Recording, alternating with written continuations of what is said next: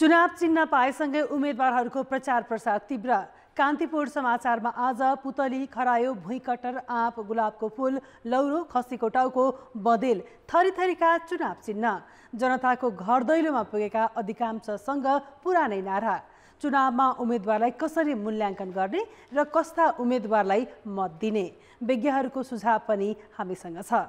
सार्वजनिक निर्माणको काम नै रोकेर निर्माण व्यवसायी आन्दोलनमा। अन्तर्राष्ट्रियमा भारतमा चुलिएको ऊर्जा सङ्कट र खेलकुदमा विवादमा आइरहने फुटबल प्रशिक्षक अल्मु ताइरीमाथिको रिपोर्ट।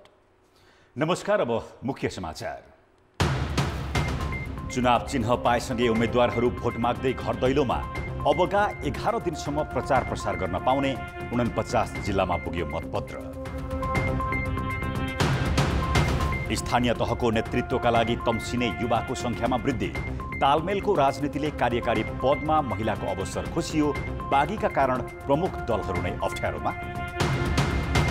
कामै नगरी राज्य कोषको रकममा निर्माण व्यवसायको रजगज। मनलाग्दी आन्दोलन गरेर निर्माणको काम ठप्प पार्दा पनि सरकार मौन। कोइला अभावले भारतका यात्रुवाहक रेल बन्द। अत्यधिक गर्मीले विद्युतको माग 40 वर्ष यताकै उच्च। कोइला भण्डारणमा भने 9 वर्षकै न्यून। र एन्फाको साथ पाएका प्रशिक्षक अल्मु ताइरी पटक पटक विवादमा। खेलाडी बाहिरिएको विषयमा एन्फाले छानबिनको आँटै गरेन।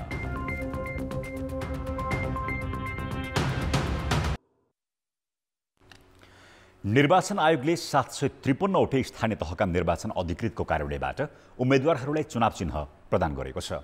चुनाव चिन्ह पाएसँगै दल तथा स्वतन्त्र उम्मेदवारले निर्वाचन प्रचार प्रसार सुरु गरेका छन्। यता मतपत्र छपाईदेखि सामग्री ढुवानीको कामलाई तीव्रता दिएको आयोगले 49 जिल्लामा मतपत्र ढुवानी गरिसकेको छ। वैशाख 30 गते हुने स्थानीय तहको चुनावका लागि 11 र 12 गते 1,53,000ले मनोनयन दर्ता गरेकोमा 8,000 भन्दा बढीले फिर्ता लिएका छन्। उम्मेदवारको अन्तिम नामावलीसँगै आयोगले उनीहरूलाई चुनाव चिन्ह प्रदान गरेको छ। चुनाव चिन्ह पाएका उम्मेदवारले अब 11 दिन अर्थात् वैशाख 27 गतेसम्म चुनाव प्रचार प्रसार गर्न पाउनेछन्।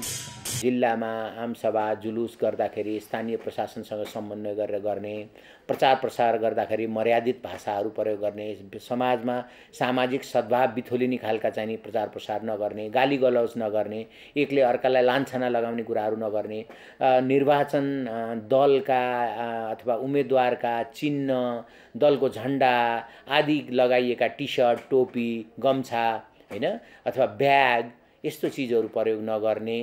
6 महानगर र भक्तपुर जिल्ला बाहेक अन्यमा मतपत्र छपाईको काम सकिएको छ भने अधिकांश स्थानमा आयोगले मतपत्र पुर्याइसकेको छ। बाँकी मतपत्र पनि 20 गते भित्रै छपाई सुरु गर्ने आयोगको तयारी छ।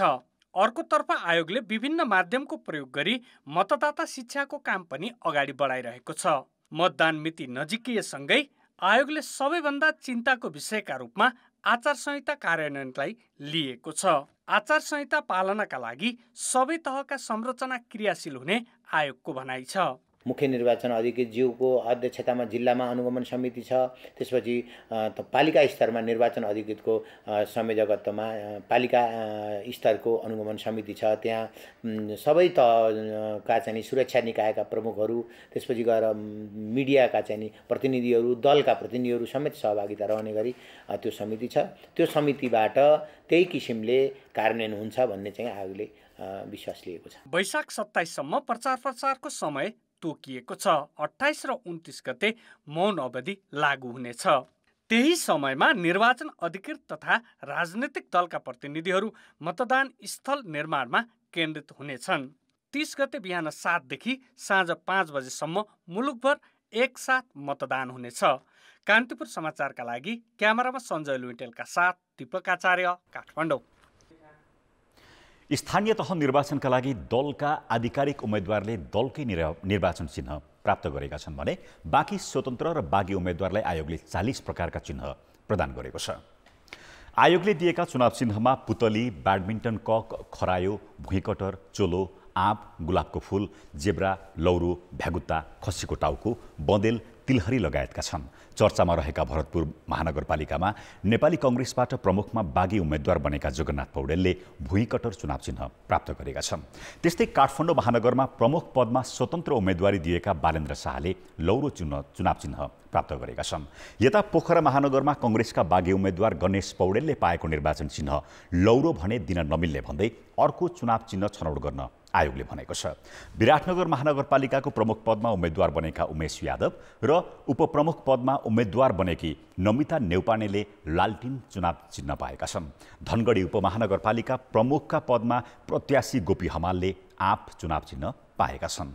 राष्ट्रिय मान्यता प्राप्त 6वटा दलहरू एमाले, कङ्ग्रेस, माओवादी केन्द्र, जसपा, एकीकृत समाजवादी र लोसपा सहित राष्ट्रिय मान्यता नपाएका दलहरूलाई पनि आयोगले दलकै चुनाव चिन्ह प्रदान गरेको छ।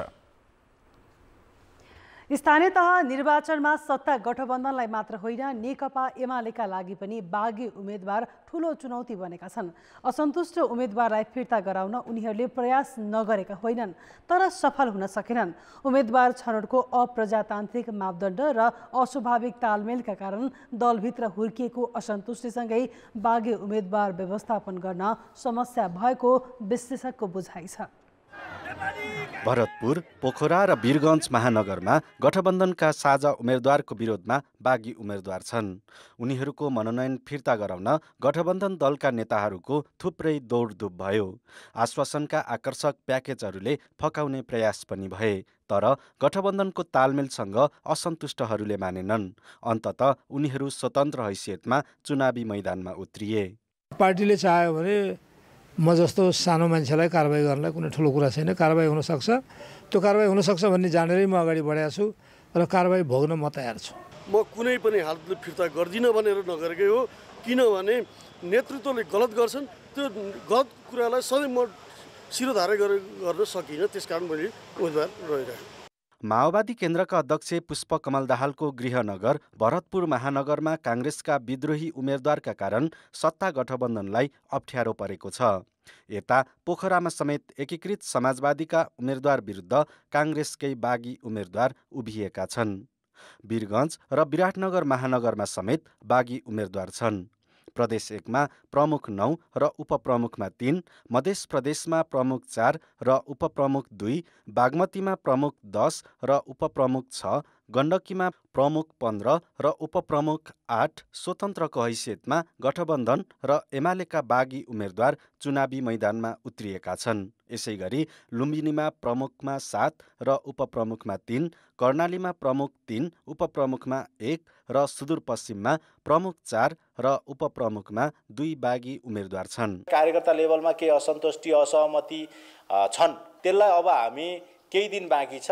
तल्लो तहमा हाम्रा मतदाताको बिचमा हाम्रा क्रियाशील सदस्यको विषयमा त्यति धेरै समस्या छैन। एउटा लेभलका नेताहरूको विषयमा त्यति धेरै उहाँहरूले बुझ्नुहुन्छ। सबै दलले मापदण्ड बनाएर उम्मेद्वार छनौट गरेको जनाए पनि आफन्त, परिवार, पद, सत्ता र शक्तिको प्रयोग हाबी भएको भन्दै धेरैले बागी उम्मेदवारी दिएका हुन्। आइडियोलोजी त छोडे नि, अब काङ्ग्रेस छैन, कम्युनिस्ट छैन, होइन। अब बिस्तारै के हुन्छ भने यी दुईटा पार्टीको विकल्पको राजनीति नेपालमा सुरु हुने 3 दशक, 3.5 दशकपछि सुरु भयो। अब यी पार्टीका नेताहरूले भनेको पनि खासै कार्यकर्ताहरूले मान्न छोडे देखियो। अहिले यी पार्टीका नेताहरूको चाहिँ कमान्ड कन्ट्रोल पनि छैन, होइन। यिनीहरू फेरि घेरिएका पनि छन् स्वार्थी समूहबाट। भनिसकेपछि नेपालको राजनीति अब मेन स्ट्रिम पार्टीबाट अर्को चाहिँ एउटा सेकेन्ड फेजमा जाँदैछ। दलभित्र बागी उम्मेद्वारहरूको विद्रोहको सङ्केतलाई सामान्य रूपमा लिन हुँदैन। दलभित्र मौलाएको व्यथिति विरुद्धको आवाजले निर्वाचनको परिणामलाई बदल्न सक्नेतर्फ सम्बन्धित दल सचेत रहनुपर्छ। कान्तिपुर समाचारका लागि जिल्ला सहकर्मीहरूको सहयोगमा क्यामेरामा सञ्जय लुइटेलका साथमा अवतार राई, काठमाडौँ। आसन्न स्थानीय तहको निर्वाचनमा कुनै पनि दलले उम्मेद्वार बनाउँदा न्यूनतम 50% महिला सहभागिता गराउनुपर्ने बाध्यकारी व्यवस्था छ। तर तालमेल र गठबन्धन गर्ने बहानामा कर्णाली प्रदेशमा महिला सहभागितालाई पूर्ण रूपमा बेवास्ता गरिएको छ। रुकुम पश्चिमको मुसिकोट नगरपालिकामा माओवादी केन्द्र र एकीकृत समाजवादीले प्रमुख र उपप्रमुख पद बाँडफाँड गरेपछि दुवैमा पुरुष उम्मेद्वार छन्। त्यस्तै मुसिकोटमै प्रमुखमा महिला उम्मेदवारी दिएको एमाले र उपप्रमुखमा महिला उम्मेदवारी दिएको काङ्ग्रेसले तालमेल गर्ने भएपछि दुवै महिला उम्मेद्वारलाई आफ्नो मनोनयन फिर्ता गर्न लगाइयो। आफूहरू महिला भएकै कारण उम्मेद्वार हुनबाट वञ्चित भएकोमा उनीहरूमा निराशा र आक्रोश दुवै देखियो। महिला भएकै कारणले गर्दाखेरि मैले उम्मेदवारी निकाल्नु पर्ने अवस्था आयो। यदि पुरुष हुन्थ्यो भने मेयरमा महिला हुन्थ्यो र उपमेयरमा पुरुष हुन्थ्यो भने पुरुषले निकाल्दैन थियो, फेरि महिलालाई निकाल्न पठाइन्थ्यो कि। आखिर त्यही भएको छ नि त एमालेमा, देख्नुभयो। कर्णाली प्रदेशमा उम्मेद्वार बनेका अधिकांश महिलासँग आफूहरू नाम मात्रका उम्मेद्वार बन्नु परेको तितो अनुभव छ। रुकुम पश्चिमका जम्मा 6वटा स्थानीय तहमा प्रमुख तथा अध्यक्ष पदमा उम्मेदवारी दिएका 4 जना मध्ये 3 जना महिलाले अन्तिममा आफ्नो उम्मेदवारी फिर्ता लिनु पर्यो भने उपप्रमुख र उपाध्यक्ष पदमा उम्मेदवारी दिएका 12 जना मध्ये 4 जनालाई पनि उम्मेदवारी फिर्ता गर्न लगाइयो। त्यस्तै सल्यानमा प्रमुख तथा अध्यक्ष र उपप्रमुख तथा उपाध्यक्ष पदमा उम्मेदवारी दिएका 37 जना मध्ये 7 जना महिलाले उम्मेदवारी फिर्ता लिएका छन्। सुर्खेतमा प्रमुख, उपप्रमुख तथा अध्यक्ष र उपाध्यक्ष सहित वडा तहमा उम्मेदवारी दिएका करिब 50 जना भन्दा बढी महिलाले उम्मेदवारी फिर्ता लिनु परेको छ। गठबन्धनका नाउँमा महिलाहरूलाई सकाउने र महिलाहरूको होल टोटल गर्दा पनि 51% महिलाहरूको सहभागिता छ। यो चाहिँ संविधान विपरीत उहाँले महिलाहरूको नाममा कुठाराघात गर्नुभएकै हो। गठबन्धन गर्ने बहानामा कानुनतः व्यवस्था गरिएको महिला सहभागितालाई समेत लत्याउँदै आसन्न निर्वाचनमा पुरुष उम्मेद्वार हावी हुनुले समानुपातिक सहभागिताको नारा ओराल्ने राजनीतिक दल र तिनका नेताहरूको भनाइ र गराइमा बेमेल देखिएको छ। जिम्मेवारी प्रदान गरेर कार्यकारी पदमा महिलालाई पनि समान अवसर प्रदान गर्न दलहरूको यो कन्जुस्याइ किन? कान्तिपुर समाचारका लागि सुर्खेत सहकर्मी कमल पन्त र सल्यान सहकर्मी सरिता चलाउनेको सहयोगमा महेश केसी, रुकुम पश्चिम। अब बाँकी समाचार। 753 स्थानीय तहमा यही वैशाख 30मा एकै दिन चुनाव हुँदैछ। राजनैतिक दल र उम्मेद्वारहरू आफ्ना चुनावी योजना र बाचा लिएर मतदातालाई रिझाउँदैछन्। चुनावी अभ्यास हेर्ने हो भने अधिकांशले लोकप्रिय नारा अघि सार्ने तर जितेपछि कमै ध्यान दिने गरेको पाइएको छ, जसले मतदातालाई पनि अलमलमा पार्ने गरेको छ। चुनावमा उम्मेद्वारलाई कसरी मूल्याङ्कन गर्ने र कस्ता उम्मेद्वारलाई मत दिने त? चुनावी घोषणापत्र र प्रतिबद्धता लिएर राजनीतिक दल र उम्मेद्वारहरू आफ्नो पक्षमा भोट माग्दै मतदाताको घर घरमा पुग्दैछन्। 35,221 पदका लागि 1.5 लाख उम्मेद्वार मैदानमा छन्। मतदाताले कस्ता उम्मेद्वारलाई कसरी छान्ने त? चुनावको बखतमा मिठो मिठो त कुरा गर्छ, तर गर्दाखेरि पनि उसको कार्यान्वयन क्षमता कति छ, उसको नेतृत्व क्षमता कति छ र उसले पब्लिक सेवामा चाहिँ काम गर्नको लागि कति प्रतिबद्ध छ त्यो हेर्नुपर्छ। व्यक्तिको हिसाबले चिन्ने भएको चाहिँ व्यक्तिको हिसाबले चाहिँ हामीले चाहिँ हेरेर उनीहरूलाई चाहिँ काम गर्ने मौका दिनलाई चाहिँ उत्साहित गरौँ र आफ्नो भोट पनि मत पनि त्यही खसाल्यो भने अझ पनि स्थानीय तह चाहिँ बलियो मजबुत हुन्छ। राजनीतिक आस्थाका आधारमा दलले जसलाई उठाए पनि भोट हाल्ने प्रवृत्ति परम्परा जस्तै बन्दा उम्मेद्वारहरू जितेपछि पनि जनता र मतदाता भन्दा दल र नेताप्रति नै ढल्किन्छन्। स्वतन्त्र व्यक्ति पदमा पुगे पनि दलसँग मिलेर आफ्नो स्वार्थ सिद्ध गर्न लाग्दा आम नागरिकलाई आफैले चुनेका जनप्रतिनिधिप्रति भरोसा देखिन्न। स्वास्थ्य क्षेत्रमा कसो गर्ने, के गर्ने त्यो इत्यादि सबै क्षेत्रको बारेमा त्यो डेडलाइन्सहरू दिएर त्यो चाहिँ कुनै योजना छ कि छैन। यस्ता व्यक्तिहरू यदि हामीले पाउँछौँ भनेदेखि त्यो पार्टीलाई हेर्दै नहेरेर व्यक्तिलाई भोट दिनुपर्छ। सबभन्दा ठुलो कुरा चाहिँ उम्मेदवारसँग त्यो खालको एउटा नैतिक राजनीतिको ल्याकत छ कि छैन, उसले पछिसम्म त्यसलाई क्यारी गर्न सक्छ कि सक्दैन भन्ने कुरा नै हो। त्यसो भए गाउँ नगरको विकास र जनहितको काम गर्न सक्ने योग्य उम्मेदवारको मूल्याङ्कन कसरी गर्ने? त्यो राजनीतिकरण गर्नुहुन्न, त्यो विकास नै प्रायोरिटी हुनुपर्छ। अहिले चुनावलाई उसले के ल्याउला, तर चुनिएपछि चाहिँ ऊ चाहिँ विकासै अगाडि हुनुपर्छ, फ्रन्ट सिटमा त विकासै हुनुपर्छ, राजनीति पछि हुनुपर्छ जस्तो लाग्छ मलाई।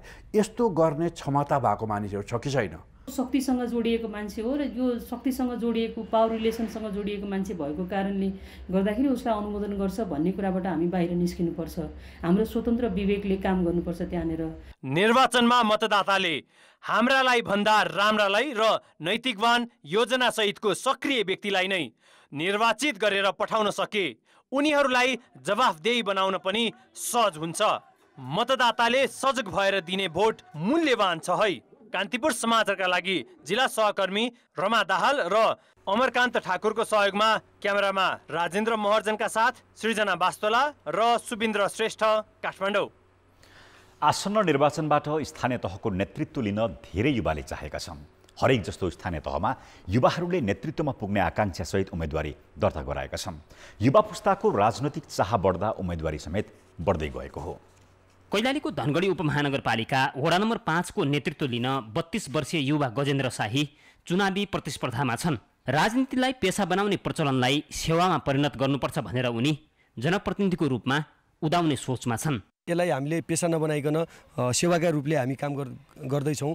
27 वर्षको उमेरमै 2074 सालको स्थानीय तह निर्वाचनमा धनगढी उपमहानगरपालिकाको 3 नम्बर वडा सदस्य बनिसकेका ओम विक्रम चन्द पनि वडाको नेतृत्वका लागि प्रतिस्पर्धामा छन्। विजयी भए उनको पहिलो प्राथमिकताको कार्यक्रम पनि किशोर तथा युवा लक्षित नै छ। लागु औषध मुक्त मैले वडा बनाउने मेरो पहिलो टार्गेट छ, किनकि 12 वर्षदेखि लिएर 22 वर्षसम्मको अहिलेको युवाहरू हाम्रो यस्तो नराम्रो तरिकाले यो कुलतमा फसेको छ। धनगढी मात्रै होइन, सुदूरपश्चिमका 88 वटा स्थानीय तहसँगै कर्णाली प्रदेशमा पनि स्थानीय तहको नेतृत्व गर्ने हुटुटी बोकेका युवाको लर्को छ। जुम्लाको चन्दननाथ नगरपालिकामा मात्रै 89 जना 40 वर्ष मुनिका युवाले उम्मेदवारी दिएका छन्। देशलाई र समाजलाई परिवर्तन गर्नुपर्छ भन्ने उद्देश्यका साथ म राजनीतिमा युवा अवस्थामै घुमिएको। पदमा बसिरहने र पुरानै शैलीले काम गर्ने नेतृत्व भन्दा युवाले नेतृत्वका लागि अघि सर्नु सकारात्मक भएको राजनीतिक विश्लेषक बताउँछन्। आफ्नो पदहरू लिइरहने र युवालाई हस्तान्तरण गर्न नगर्ने जुन पद्धति छ यसले गर्दाखेरि अलिकति चाहिँ नेपालमा तालमेल मिलेको छैन। युवालाई चाहिँ केही न केही मात्रामा 50% युवालाई संलग्नता ल्याउनुपर्छ। अघिल्लो स्थानीय तहको निर्वाचन भन्दा अहिलेको निर्वाचनमा उम्मेदवारी दिनेको सङ्ख्या पनि बढेको छ। सुदूरपश्चिम र कर्णाली प्रदेशका 167 स्थानीय तह र 1452 वडामा झन्डै 26,000 को उम्मेदवारी छ। कान्तिपुर समाचारका लागि क्यामेरामा सुदीप थापाका साथमा जुम्ला सहकर्मी एलपी देवकोटा र महेन्द्र बम, धनगढी, कैलाली। अब जनताको आवाज आज हामीले 7 प्रदेशमा सोधेका छौँ। स्थानीय तहको नेतृत्वका लागि युवाको आकर्षणलाई के भन्नुहुन्छ? जनताको आवाज। देश विदेशको बारेमा सोचेर हेरेर हैन आफ्नो गाउँ क्षेत्रमा पनि केही गरौँ भन्ने ऊर्जाहरू जाँगरहरू हुन्छ युवाहरूमा के। प्रविधि र टेक्नोलोजीलाई युटिलाइज गरेर कार्यान्वयन गर्ने पक्षमा उनीहरूसँग मिसन, भिजन, गोल सबै कुरा भएको कारणले गर्दा जोस जाँगर हुने भएकोले युवाहरूले यो देशलाई चलाउनु चाहिँ एकदम असल कुरा हो। समाज परिवर्तन रूपान्तरण गर्नको लागि युवाहरू लाग्नै पर्छ। बुढापाका नेताहरूले आफ्नो जिम्मेवारी राम्रोसँग निभाइरहेको छैन, त्यसैकै कारणले समाजमा मान सम्मान प्रतिष्ठानहरू पनि बढ्ने भएको हुनाले युवा पिँढी आउनुको कारण नै हो विकासको लहर। राजनीतिकमा व्यतिथि बढेको कारणले गर्दा देश र जनताको लागि एकदम उचित ठान्छु यो अहिलेको टेक्निकल जमानामा। उत्साहजनकै हो नि अब युवाहरूले गर्न खोजेको। देशलाई समुन्नत नेपाल बनाउने स्थानीय तहहरू बन्न सक्छ। धेरै खुसीको कुरा हो। बेरोजगार अन्त्य गर्नको लागि उहाँहरू हौसिनु भएको छ। युवाहरूले नै अबको देश बनाउन सक्नुहुन्छ भन्ने मान्यताको कारणले नै विकासको परिपाटी पनि अहिले अलिक चेन्ज गर्नुपर्छ भन्ने मानसिकताले युवाको दिमाग भनेको अलिकति छुट्टै किसिमको हुन्छ। अब बुढाबुढीको भन्दा पनि राज्यको सेवा सुविधा पनि पाउने र सँगसँगै उनीहरूले मान सम्मान पनि पाउने भएको हुनाले युवाहरू साधन चलाउन जान्ने, छिटो छरितो कुद्न सक्ने, गाउँका समसामयिक विषयहरू बुझ्न सक्ने। बुढाहरूको नेतृत्व असफल भएको देखेर नै युवाहरू अघि सरेका हुन्। युवाहरूसँग जोस जागर र उनीहरूको विश्वास भएकाले नै हाम्रो पालिका बनाउन सक्छौँ भनेर बेरोजगारको मात्रा बढी भएको हुनाले स्थानीय तहको मार्फतबाट समाज सेवा पनि हुने र आय स्रोतको पनि काम हुने भएको हुनाले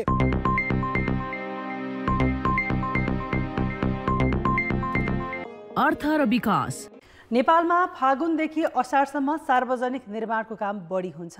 अघिल्ला वर्षहरूमा जस्तै यसपालि पनि काम गर्ने समयमा निर्माण व्यवसायी आन्दोलनमा छन्। सरकारले सार्वजनिक खरिद नियमावलीको 11औं संशोधन गरेर ठेक्काको म्याद थपिदिए पनि व्यवसायीहरूले नयाँ माग थप्दै आन्दोलन गर्दा यो वर्ष पनि विकास खर्च निराशाजनक हुने देखिएको छ।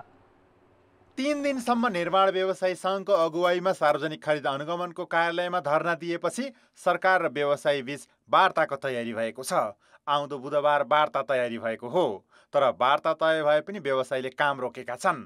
काममा व्यस्त हुनुपर्ने व्यवसायीले पहिले कवल गरेको रकममा सार्वजनिक पूर्वाधारका काम गर्न नसक्ने भन्दै राज्यसँग अतिरिक्त रकम माग गरी आन्दोलनमा उत्रिएका हुन्। राज्य कोषबाट मोबिलाइजेसन बापत पाएको 20% रकम काममा लगाउनुको साटो निर्माण व्यवसायीले खल्तीमा राखेर गैर जिम्मेवारीपन देखाएको यस क्षेत्रका जानकारहरू बताउँछन्। कति रकममा ठेक्का लिएको छ त्यो अनुसार नगएर अब ठेक्कापट्टाका सम्झौताहरूले नै काम नगरेको स्थिति छ यतिखेर। र मुख्य कुरो चाहिँ नि अब सङ्घ महासङ्घ सङ्गठनहरू चाहिँ बढी हावी भएको छ र सरकारले काम लिन नसक्ने स्थितिमा छ। अहिले सार्वजनिक खरिदमा प्रतिस्पर्धा त बढेको छ, त्यत्तिकै विकृति पनि।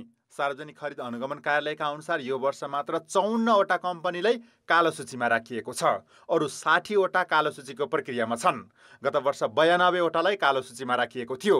अहिले हाम्रो सार्वजनिक निर्माण र खरिदमा कुन हदसम्मको भ्रष्टाचार छ भन्ने यसले देखाउँछ।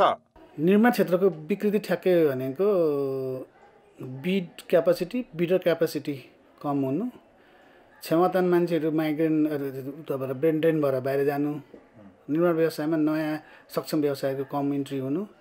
कालो सूचीमा मात्र होइन, मिलोमत्तमा ठेक्का भएको भन्दै सोमबार मात्र सार्वजनिक खरिद अनुगमन कार्यालयले काठमाडौँमा बनाउने भनेको पुस्तकालयसहित अन्य 2 ठेक्का रद्द गर्यो। फागुन तेस्रो हप्ता बुटवलमा लुम्बिनी प्रादेशिक अस्पतालको नयाँ बन्ने भवन लागत 6.5 अर्बभन्दा माथि राखेर 1.5 अर्ब घोटाला हुने देखिएपछि ठेक्का नै रद्द भएको थियो। एक छत्र राज गरेका 3वटा निर्माण कम्पनी JICC, शर्मा र सुवाजेवीले लुम्बिनीका मुख्यमन्त्रीलाई समेत प्रभावमा पारेका थिए। यो वर्षाले छिन्नभिन्न बनाएका सडक मर्मत भन्दै ठेक्का लिएर बसे पनि निर्माण व्यवसायीहरूले काम रोकेका छन्। आर्थिक वर्ष सकिन 2.5 महिना बाँकी रहँदा विकास खर्च 30% पनि हुन सकेको छैन। निर्माण व्यवसायीको दादागिरीमा राज्य भने रमिते जस्तै छ। सत्तासीन दल निकट भएकै आधारमा कामै नगर्दा पनि मोबिलाइजेसन रकम लिएर ठेकेदारको रजगज चलि नै रहेको छ। कान्तिपुर समाचारका लागि जिल्ला संवाददाताहरूको सहयोगमा क्यामेरामा सञ्जय लुइटेलका साथ सुमन पन्थ, काठमाडौँ। अब जनमतको अन्तिम परिणाम। जनमतमा हिजो हाम्रो प्रश्न थियो, राजनीतिक दलहरूले चुनावी घोषणा पत्रमा अर्थतन्त्र उकास्ने ठोस योजना बनाउन किन नसकेका होलान्? ए, प्राथमिकता नबुझेर, बी, आवश्यक नठानेर, र सी, कार्यान्वयन नहुने भएर। जनमतको अन्तिम परिणाम यस्तो छ। ए, प्राथमिकता नबुझेरमा 47%, बी, आवश्यक नठानेरमा 32% र सी, कार्यान्वयन नहुने भएरमा 21% मत प्राप्त भएको छ। अब आजको प्रश्न। जनमत। सार्वजनिक निर्माणको काममा निर्माण व्यवसायीले आलटाल गर्नुलाई के भन्नुहुन्छ? ए, कमजोर नियमन, बी, काम ठग्ने प्रवृत्ति, र सी, अचाक्ली महँगी। जनमतको अन्तिम परिणाम भोलि साँझ 8 बजेको कान्तिपुर समाचारमा प्रसारण गर्नेछौँ। कृपया न्युज स्पेस ABUAC टाइप गरी 34001 मा SMS गरी आफ्नो मत व्यक्त गर्नुहोला। खेलकुद समाचार। कान्तिपुर खेलकुद समाचारमा स्वागत छ। प्रशिक्षकका रूपमा अब्दुल्लाह अल्मुताइरी आएसँगै नेपाली फुटबल पटक पटक विवादमा पर्दै आएको छ। अहिले प्रशिक्षण छाडेर बाहिरिएका 10 खेलाडीले पत्रकार सम्मेलन नै गरेर प्रशिक्षकले आफूहरूमाथि अन्याय गरेको आरोप लगाएका छन्। यसले अल्मुताइरीलाई फेरि विवादमा तानेको त छ।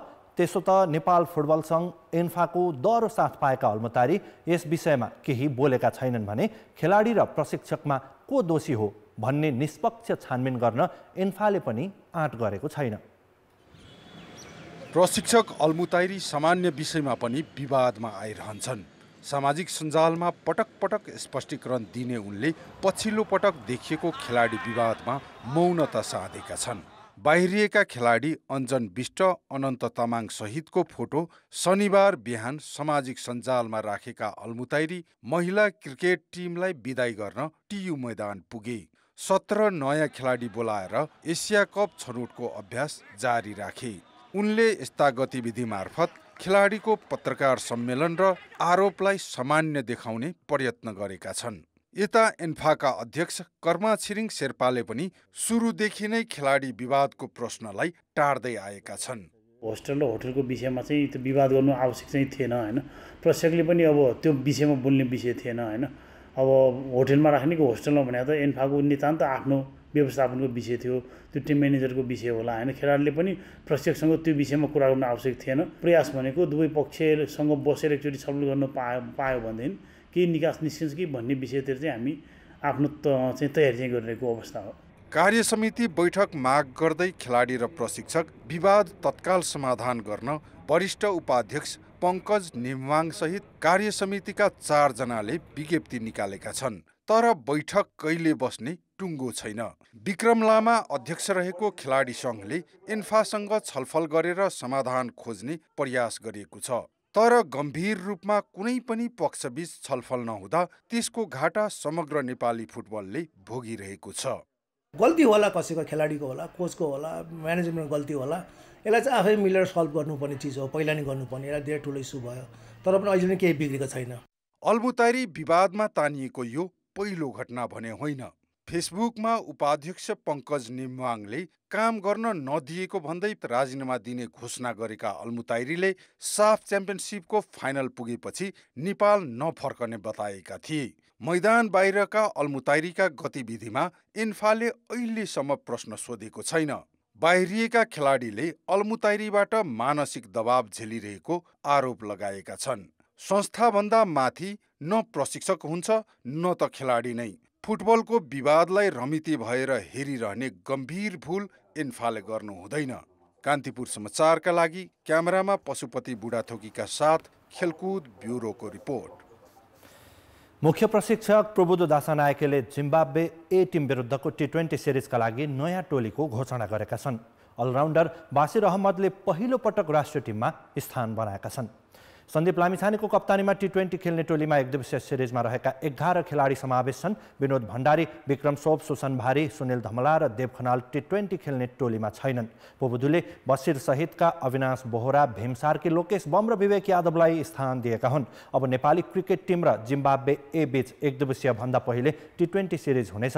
नेपाल क्रिकेट संज्ञानले परिवर्तित तालिकाबारे आज जानकारी गराएको हो। आजबाट नेपाली टिम र जिम्बाब्वे बीच 3 खेलको एकदिवसीय सिरिज खेल्ने तय थियो, तर वर्षातका कारण पहिलो एकदिवसीय स्थगित भयो। मौसमका कारण दुवै टिमको सहमतिमा पहिले T20 खेल्ने निर्णय गरिएको क्यानका सचिव प्रशान्त विक्रम मल्लले जानकारी दिए। केही दिन लगातार पानी पर्ने सम्भावना रहेकोले एकदिवसीयका खेल खेर नजाउन् भन्ने उद्देश्यले क्यानले तालिका परिवर्तन गरेको हो। पहिलो T20 भोलि हुनेछ, दोस्रो खेल सोमबार र तेस्रो बुधबार खेलाइनेछ। नेपाल र जिम्बाब्वे बीच शुक्रबार, शनिबार र सोमबार 3 एकदिवसीय खेल हुनेछन्। नेपाल भारोत्तोलन संघले चीनमा हुने एसियाली खेलकुदका लागि प्रारम्भिक चरणमा 16 खेलाडी छनौट गरेको छ। काठमाडौँमा गरिएको छनौट प्रतियोगिताबाट महिलातर्फ 8 र पुरुषतर्फ 8 खेलाडी छनौट भएका हुन्। महिलातर्फ प्रारम्भिक चरणको प्रशिक्षणमा पर्न सफल खेलाडीमा सङ्गीता राई, मनिषा राणाभाट, सञ्जु चौधरी, कमला श्रेष्ठ, शारदा चौधरी, जुनुमाया छन्त्याल, तारादेवी पुन र विद्या राई छन्। छनौट खेलमा तारा र विद्याले 3-3 तथा सञ्जुले 1 राष्ट्रिय कीर्तिमान बनाए। 8 मध्ये सञ्जु बाहेक सबै विभागीय टिमका खेलाडी हुन्। पुरुषमा तुलाराम महतो, प्रकाश केसी, राजु चौधरी, अशोक सिंह भण्डारी, विकास भट्ट, विशाल सिंह विष्ट, सुभाष उपाध्याय र सागर भण्डारी छनौट भएका छन्। सुभाष, विकास र अशोक कञ्चनपुरमा हुने कञ्चनपुरका हुन् भने बाँकी विभागीय टिमका खेलाडी हुन्। एसियाडमा नेपालका 2 पुरुष र 2 महिला गरी 4 खेलाडीले भाग लिने बताइएको छ। सङ्घले भने 4 महिला र 4 पुरुष खेलाडीलाई सहभागी गराउन माग गरिरहेको छ। खेलकुद समाचार अहिलेलाई यति नै। अब मौसम सम्बन्धी जानकारी।